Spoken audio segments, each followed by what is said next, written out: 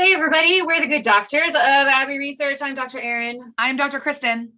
You are very welcome to our third and final conversation about language and the evolution of language and words and phrases that we don't say anymore, we shouldn't say anymore, maybe we should think about before we say anymore. All of those were really long titles. So we went with the shorter version for the SEO. But this is a training that we're hosting on the 1st of June. And the link will be in the downstairs for you to register for it. Dr. Kristen, what do they need to know about it? We would love you to know that it is 90 minutes. It's online. And if you register and then life happens and you're like, I don't know what's going on, we'll send you the link, man. We understand life happens. So definitely do it. Today's conversation is a preview specifically of the words around faith. So we've invited our incredible colleague, Dr. Sharyl West Loeung, who you'll know from the channel if you've been on the channel before. If you haven't met Sharyl, Lord, are you in for a treat? One of the wisest women we know and the best writers, honestly. So really excited to have this conversation. We learned things. We are positive that you will too. And we'll see you hopefully on June the 1st. See you soon.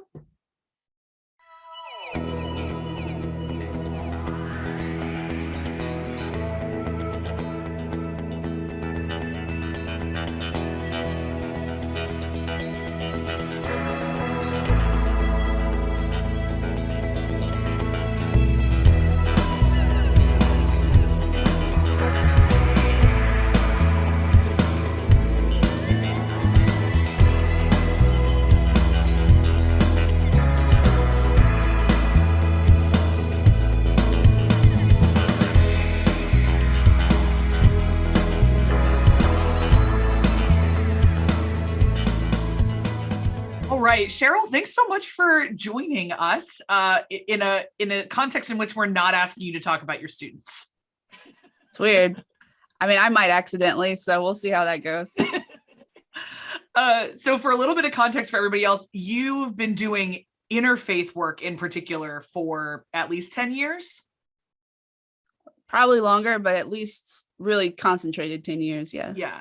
So one of the reasons we wanted to talk to you is that, like, I know some of the words that offend me as a person of faith that I wish people would stop using. Like, I really hate it when people dismiss the entire religion of Christianity by calling us Bible thumpers. Like, that drives me insane. And I know where it came from. Like, Pentecostal preachers bang their Bible on the pulpit. Like, I get it, but it's really derivative and really dismissive, and it drives me insane. But I'm not in any other faith. And so I'm not sure any other words. So what kind of words about Christianity in particular are you, as an interfaith expert, wanting us to stop using? Well, we could talk about Christianity or from the lens of, really as people from the United States that we've learned, we're a religiously diverse democracy. And so we have so many different religions within our democracy that are interacting and, our diverse languages. And so if we want to start with Christianity, simply, I think one of the things to think about is terms that have meaning for other people. So Bible thumper, it has a specific place it's coming from, but it is referring to a sacred text for someone else. So that becomes problematic. You might talk about like, oh, that person, meaning they were talking too fast. However, that is a sacred practice for someone. So those are kind of ways to think about it. Is it a practice that matters to someone? And I'm using it to as make a joke, yeah, a silly, and even if it's not a joke, just to make an analogy or to just as a one-off comment, but it has some sacred meaning to someone else. And the way I'm using it is more mundane, I think, is a good litmus test. I think that's a great way, because even if we get into, I was essentially just going to ask you to break it down by some religions, and that's why I started with Christianity first, because it's the ubiquitous one that is often kind of pretending no one is allowed to get offended because everybody's a Christian kind of thing. And so that's why I wanted to start there. But what you just said, it also attracts with why we want to discourage people from using spirit animal if you're not an Indigenous person, is that you're using it for a mundane something and it is a sacred something to somebody else. So I think that's a really good framework with which to look at a lot of these things. Yeah, and it's difficult for people, and we get to this with race and ethnicity as well when we talk about insider language, is you might hear someone make the same comment internally that you aren't allowed to use externally. And so you may hear somebody on an insider type language make a comment about maybe not spirit animal, but say something such as, well, that's just their cross to bear. That is a very like Christian comment that has root in a scripture that means something. And so that's not necessarily one that I would say, oh, well, don't say that because that is scripture and you're taking out of context. But it has meaning to and fro, like between individuals who understand that meaning. And so if you don't know what it means or where it comes from, that's another good signal. I probably should not be using it because I don't know the context from which it's coming. Yeah. And there's gradients of offense here. Like I don't get upset when somebody, and I don't know too many other people that would get upset when somebody says cross to bear. No. But there's definitely like, I don't love it when people, one of the kind of quick ways for comedians to make fun of people in the 90s and aughts was to pretend they were speaking in tongues. And like, that meant you were crazy. That was, or we make jokes about snake handling. I was about to say snake handling. And like, I mean, full transparency, I don't understand that theology, right? And it's not something I resonate with at all, but I know for some people it is deeply sacred. And as a sociologist, I get nervous because for some other people, it's a form of abuse. And so like, it's all messy. And it's something to keep in mind. But I wanted to ask you one thing. In a text message, you told me we don't say Judeo-Christian anymore. Why? Yes. So that is a loaded one, and I will unpack that the best I can. It has a long history and it's gone through many iterations. And I think knowing the history is part of why we don't use it. One of which is that Jews have never really gotten to speak into the use of it. So that's a really good reason not to use it. Okay. We haven't asked them yet. No. So I mean, that's a good one. Its usage, I mean, there's some kind of ancient usage. And just for those who maybe are completely irreligious, we'll just say there's many ways to look at Christianity. Some people kind of put it on its own island. If you want to study historically, you could say that it's actually a branch of Judaism. So that's another way of looking at it. But the way it was used originally, one story would be that it was actually Nietzsche that came up with the term, which is a great way to start like a term. Anything. I think we can. Yeah. On religion. But then it really came into usage during the Cold War as a way to unite against communism. So there's that. Then it also does a bit of work against let's leave Islam out of the Abrahamic faiths and Baha'i and some others that we consider themselves Abrahamic. So there's that piece. But then now I would say we just don't use it anymore, is that it's been co-opted so strongly as an insider like calling card for more political movements, as a way to say you have to kind of fit these particular markers to be considered a real Christian under these terms. And so with that, it makes it very complicated and not really that helpful. And I think when words lose meaning at all, when you have to say, what does that mean? Like, what is Judeo-Christian? Yeah. It's really not helpful to anyone. But I would say, all of that aside, the fact that the people who have the most problem with it are Jewish and say, we'd like to speak for ourselves here, is good enough for me. Yeah. And I think like for me, as you were talking, Sharyl, I was thinking about my understanding of it as an a-religious person,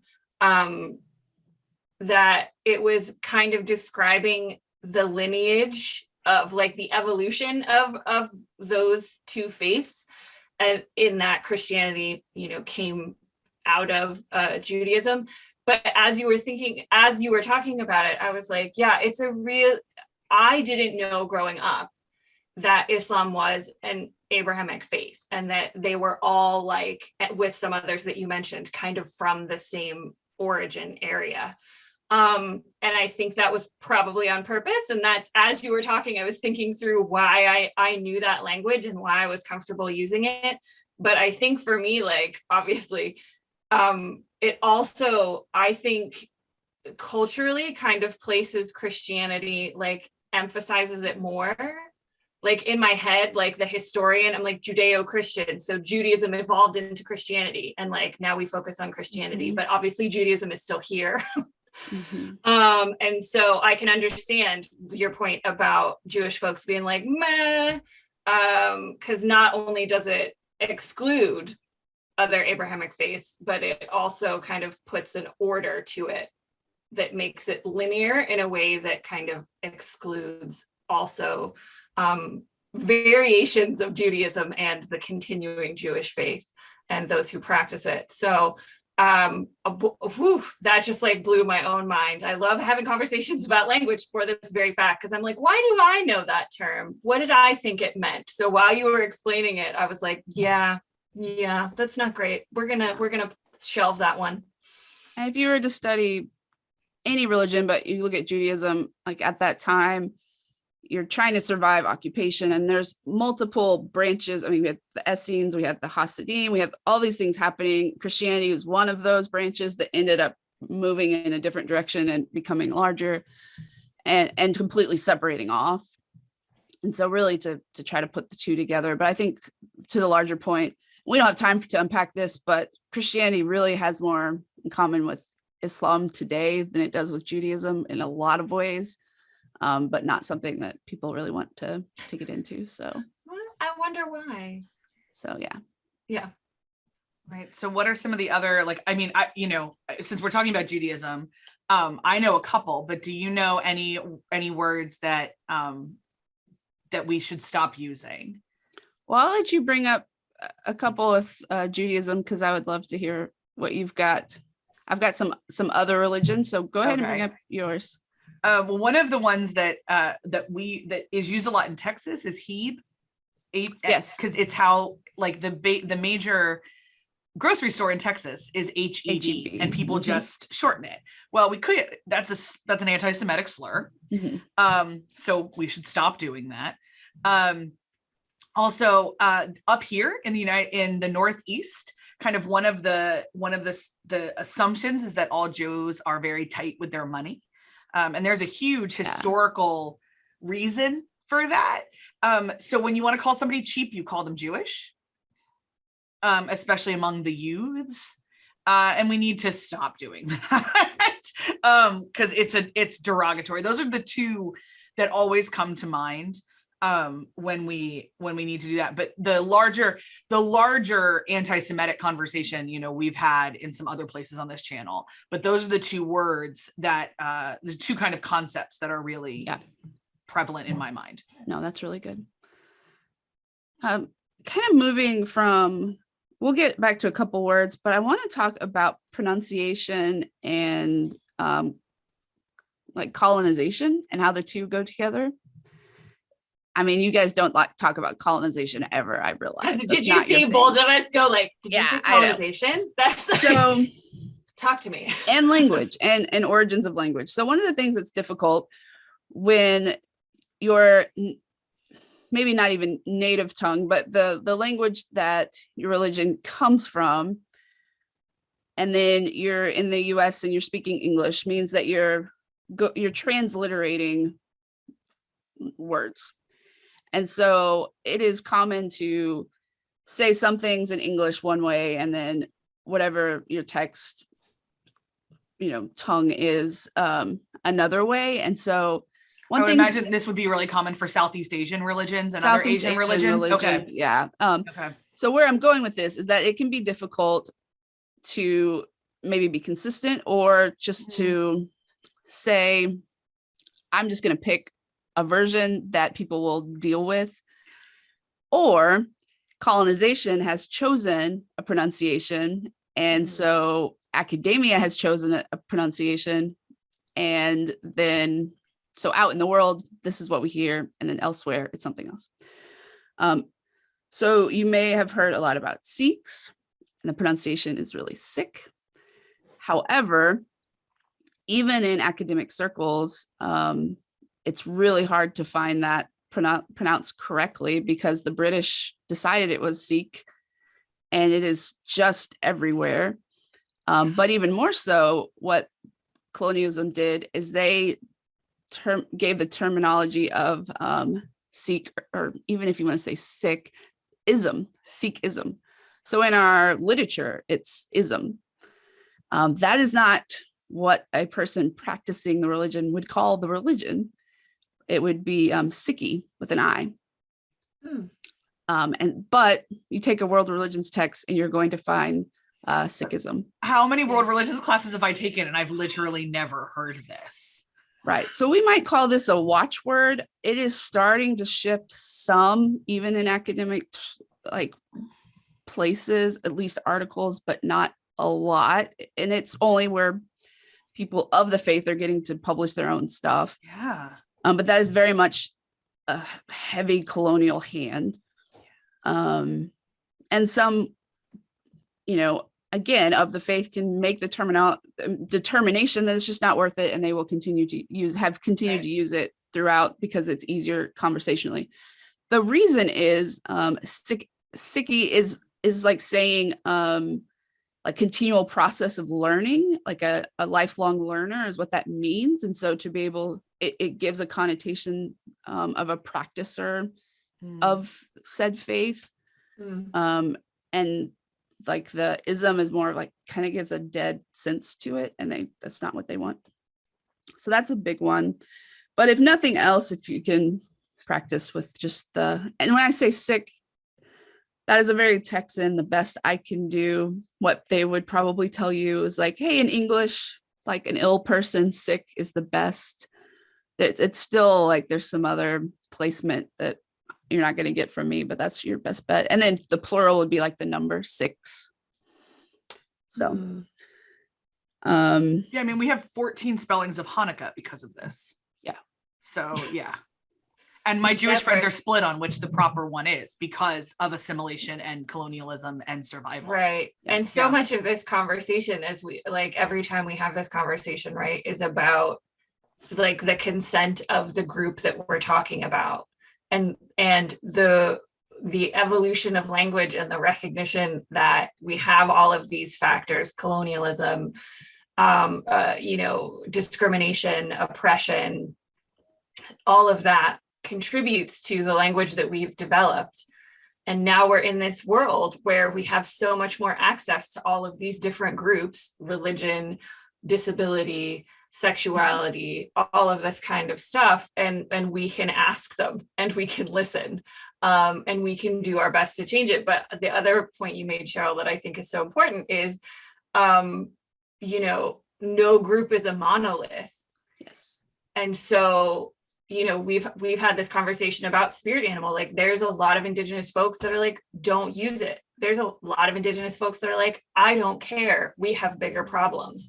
So we can have this conversation about language, but always remember when you're speaking to an individual that they are an individual and not a monolithic member of that group. But yeah, cool. I'll just try and say sick now.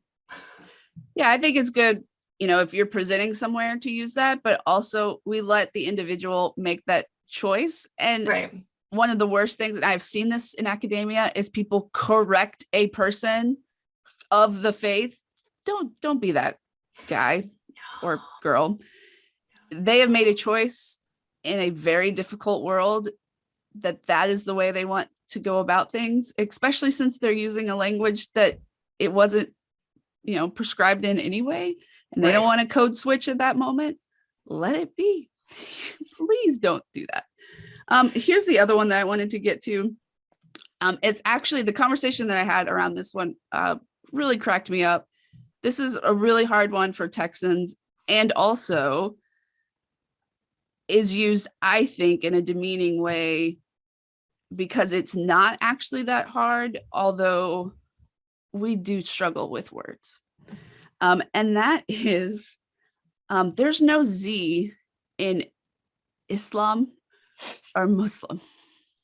It's not Muslim or Islam. And although, yes, we draw things out, it can be used as just like, let's make it sound dumb and derogatory in doing that. For both, like it can be used to make fun of dumb Texans, as though everyone that's who speaks true too, slow is racist and dumb, which That isn't is true. great. And it can also be used to make it sound like practitioners of Islam are dumb. Yeah. Yeah. One of my students, I wasn't going to make it far without this, brought up the point that if you can say esophagus, you can say Islam. She's like, how can you not say Islam if you can say esophagus? And I thought, oh, dang, that's so true. Yeah, that's a good one. That's a good one. Because that's a real long word. Yeah. So, but it's got that S, man. It's got that S. So I took that one and I said, we will remind people that they can say the whole esophagus. So, but that is important. Another one is, and this is another academic, I mean, elitists are rough too. It's not just a hillbilly problem here. No. Islamism, Islamist. These are not real words. These aren't real words. They're not real words. No.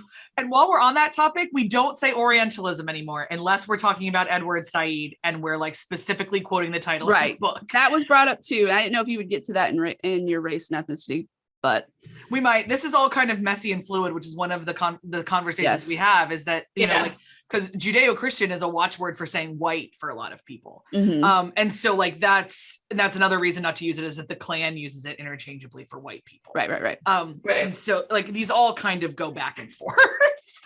Yes. And I mean, Said wrote an incredible piece, and it's called what it's called, to call out the things. So rest in peace. But I do appreciate that work. And I think it gets ignored a lot. And they read it, and it was a fantastic conversation. But yeah, that's cool. That's one that still comes up randomly, and I can't believe it still comes up, but it does. So Islamism and Islamist, I think, can sometimes be used as a attempt to not taint Islam as part of extremism. Okay. And so I don't know that it's always meant to be harmful, but the thing is, you can just say fundamentalist or extreme Islam, just like we would say fundamentalist or extremist Christianity or any other religion. So making up new words is confusing when we already have confusing things. And then it also will, then people will say Islamic people, which isn't a thing. So it gets real weird. Yeah, so I'm sure I've slipped and said Islamic people, and then I've tried to correct myself and say Arabic or Persian, or, you know, something like it's hard, because the other thing that we should call out here is that the news uses the wrong words all the time. It does. And so if you're not talking to if you've never met somebody who practices Islam, and the only time you hear that word pronounced is on ABC Nightly News, you're going to not know. Right. Because they don't seem to fact check all that often. Not just ABC, literally everybody. I've never seen a news organization that fact checks the word. Yeah. Everybody. Yeah. And I mean, that's the thing, right? Like we love to have these conversations now because we have so many platforms where language is being discussed, but we also have so many platforms where language is being misused. And so one of the reasons we say, like, you know, a lot of pushback we get on these conversations is that, like, well, why language is changing so fast right now? Like, why is everyone upset about language now?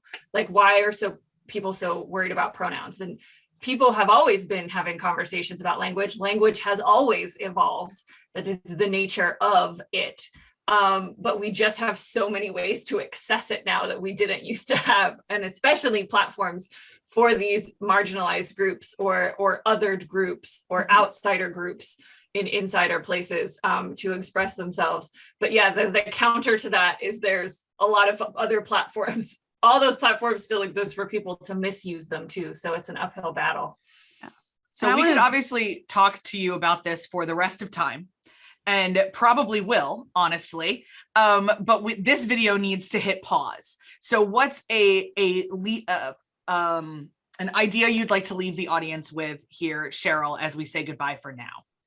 Sure. I did want to kind of close with a comment on race and religion. Yeah. And that was like, as we were talking about Islamic people being problematic, just that it's problematic in that it tends to put in our heads that the practitioners of a certain religion are of a certain race and ethnic background. And that is not the case. Followers of Prophet Muhammad, peace be upon him, are of all races and ethnicities. The same thing with how we use evangelical to mean white. And that is not true either. We have evangelicals all over the world, and actually more in the global South and East than in the West. So just to remember that, again, as we said earlier, the practitioners of all of these religions are not a monolith and can't be put in a box. And the words that we're trying not to say, most likely we're trying not to say them so that we don't put people in boxes or make assumptions that are in the long run harmful, because we're really losing our imagination and our ability to meet people and have curiosity about individuals and their stories. Beautifully said. I know. This is why we have Sharyl so many times on our channel, because of these conversations and because of these words of wisdom. Woo! So thanks so much, Sharyl. And if you've enjoyed this conversation, obviously we're going to be having it a whole lot more on June the 1st at noon. We're doing a training called Words We Don't Say Anymore, which is obviously, in the spirit of this conversation, it's more like words you should think about before using, but it's not as SEO friendly. So we'll be unpacking that all. We'll be talking more about religious words and also race words and body words and lots of words. And we'd love to have you join us. The links are in the downstairs. In the meantime, our hope for you is that language that is used about you makes you feel seen and not shrunken, and that you can be the full expression of yourself, whatever that looks like. All the best, everybody. Bye.